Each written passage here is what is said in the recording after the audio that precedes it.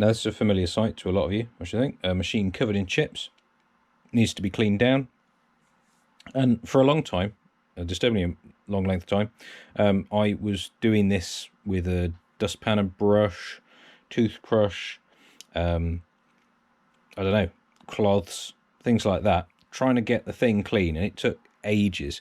And I went to a friend's house who had a similar mill and a lathe, and his machine was immaculate. I said, how on earth did you get it so clean? He said, I used the Hoover. So that's the tip. Get yourself a shop vac. Now this is a Wix shop vac. Wet and dry, vacuum and blower. Never actually used the blow functionality, but it has been a workhorse ever since I got it, and yeah, it just makes life so much easier.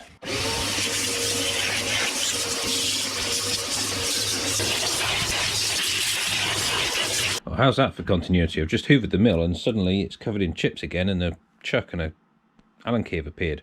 But as you saw, that was actual speed hoovering, and it's the best way to do it. See you next time. Thanks for watching.